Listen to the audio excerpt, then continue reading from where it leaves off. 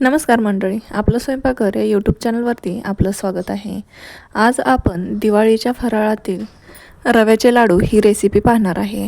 हे रव्याचे लाडू आपण बिना पाकाचे अगदी मऊसूद आणि कमी वेळात होणारे पाहणार आहे. हे बिना पाकाचे रव्याचे लाडू अगदी मऊसूद पेढ्यासारखे होतात. अगदी तोंडात टाकले तर सहज विरघळतात. आणि तुम्ही जर हे लाडू महिनाभर जरी स्टोअर करून ठेवला तरी घट्ट किंवा कडक होत नाहीत. अगदी संपेपर्यंत मऊ लुसलुशीत राहतात. तर त्यासाठी व्हिडिओमध्ये काही टिप्स सांगितल्या आहेत, त्यामुळे हा व्हिडिओ शेवटपर्यंत नक्की पहा. तर इथे मी लाडू बनवण्यासाठी एका वाटीचं प्रमाण वापरलेलं आहे. मी इथं एकसारख्या वाटीने 2 वाटी बारीक रवा घेतलेला आहे. हा रवा 0 साईजचा आहे.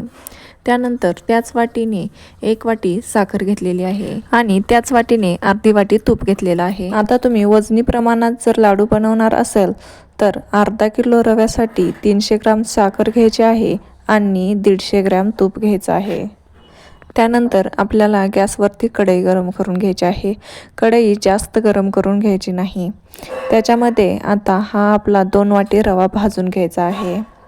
हा रवा सुरुवातीला तूप न घालताच साधारण 5 मिनिटे भाजून घ्यायचा. रवा भाजताना एक गोष्ट नेहमी लक्षात घ्यायची, रवा सतत हलवत राहायचं. थोडं जरी लक्ष इकडे तिकडे झालं की रवा लगेच करपतो. त्यामुळं सतत हलवत राहायचं, म्हणजे एकसारखा भाजला जातोय रवा. साधारण 4 ते 5 मिनिटांनंतर आपल्या रव्याचा रंग बदलायला सुरुवात होते. रवा पहिल्यापेक्षा थोडासा फुलल्यासारखा वाटतो. त्यावेळेला मग आपण थोडं असं ह्याच्यामध्ये तूप ॲड करून घ्यायचं आहे. तूप एकदम घालायचं नाही, सुरुवातीला थोडंच घालायचं आहे.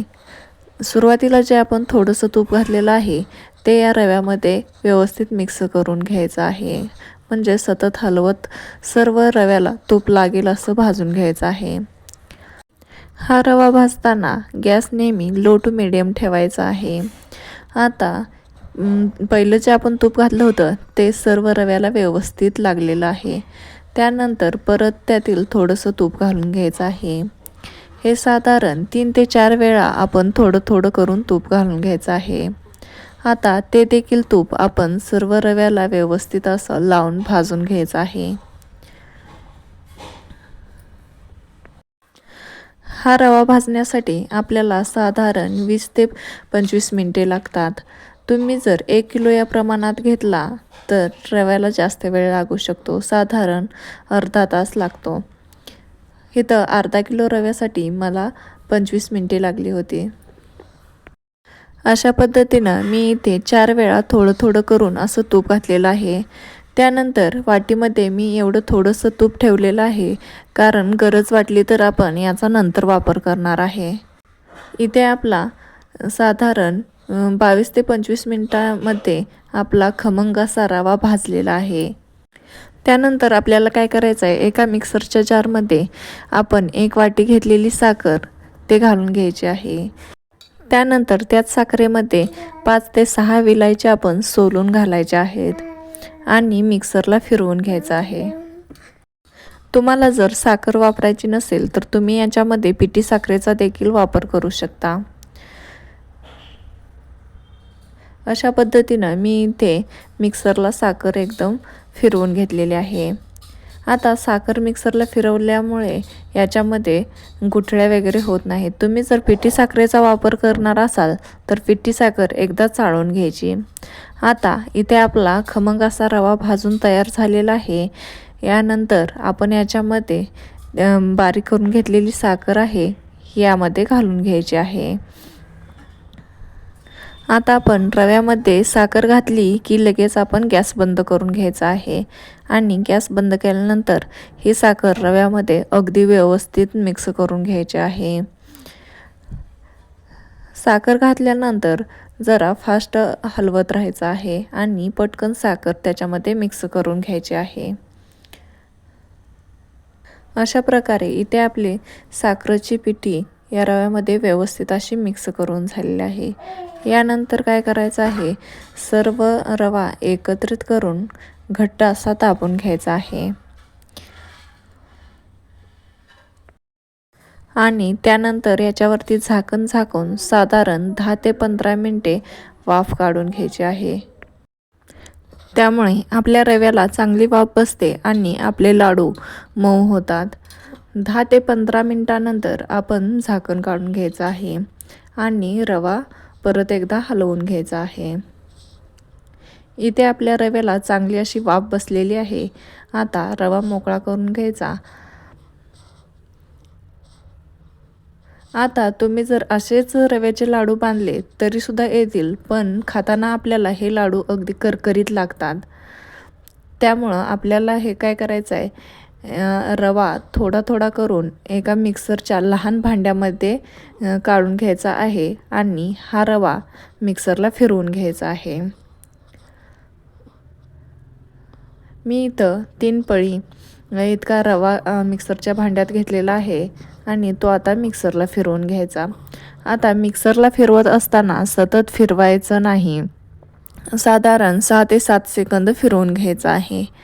जास्त वेळ जर तुम्ही हा रवा मिक्सरला फिरवला तर याच्यामध्ये साखर असते आणि ते गरम होऊन आपलं मिश्रण जास्त पातळ होऊ शकतं. आता तुमचं जर हे मिश्रण जास्तच कोरडं असेल तर आपण सुरुवातीला जे तूप ठेवलं होतं ते याच्यामध्ये थोडं थोडं घालायचं. इथे मला गरज वाटली नाही, त्यामुळे इथे मी त्याचा वापर केलेला नाही. आपले लाडू असेच अगदी छान वळले जातात. त्यामुळे मी इथे सर्व रवा मिक्सरला न तूप घालताच फिरवून घेतलेला आहे. इथे आपला सर्व रवा मिक्सरला फिरवून झालेला आहे आणि मिश्रण अगदी ओलसर आपल्याला लाडू वळता येईल असं झालेलं आहे. आता आपण याचे लाडू वळून घेणार आहे. हलक्या हाताने लाडू आपल्याला वळून घ्यायचे आहेत. हे मिश्रण मिक्सरला फिरवल्यामुळे अगदी व्यवस्थित आणि मऊ झालेलं आहे. याच्यामध्ये जराही करकरीतपणा राहिलेला नाही. त्यामुळे आपले लाडू सहज वळले जातात आणि तुम्ही जसजसा लाडू वळाल तसतसा या लाडूला चकाकी छान येते आणि एकदम मऊसूत लाडू होतो. हे बघा, अशा पद्धतीनं आपला लाडू अगदी काही सेकंदात वळून तयार झालेला आहे. आता तुम्हाला जर हा लाडू असाच ठेवायचा असेल तर असाच ठेवू शकता, किंवा तुम्हाला जर छान दिसण्यासाठी वरून ड्रायफ्रूट लावायचे असतील तरी देखील याच्यावरती लावू शकता. छान असा आपला पहिला लाडू वळून तयार झालेला आहे. आता याच पद्धतीनं मी दुसरा देखील लाडू वळून दाखवते. मी आता याला ड्रायफ्रूट लावून घेणार आहे.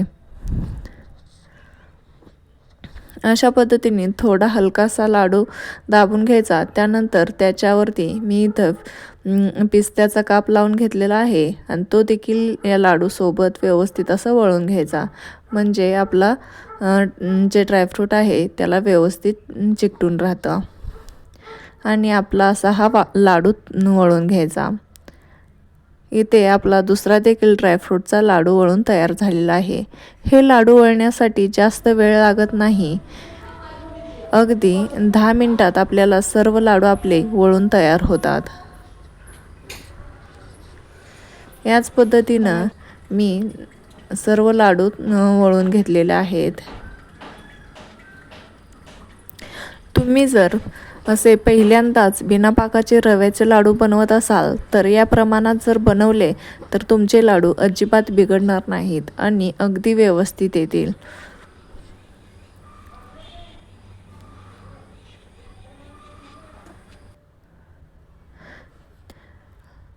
इथे मी नंतर काही लाडू दोन्ही हाताने वळून घेतलेले आहेत. इतके पटकन होतात. तुम्हाला जर सवय अशी असेल तर तुम्ही दोन्ही हाताने देखील पटपट लाडू करू शकता. अशा पद्धतीनं इथे माझे सर्व लाडू वळून तयार झालेले आहेत. आता तुम्हाला यातील एक लाडू फोडून दाखवते. अगदी मऊ लुसलुशीत झालेला आहे. हातात घेतला तर अगदी आपण पेढाच घेतला आहे असं जाणवतं. इतका हा लाडू मऊ होतो आणि सहज फुटला जातो.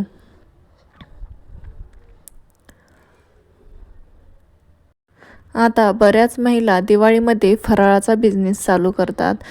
तसेच तुम्हाला जरी अशा लाडूचा बिझनेस करायचा असेल तर तुम्ही या पद्धतीनं हे लाडू बनवून विकू शकता. अगदी कमी वेळात आणि पटकन होतात आणि चवीला देखील एकदम छान होतात.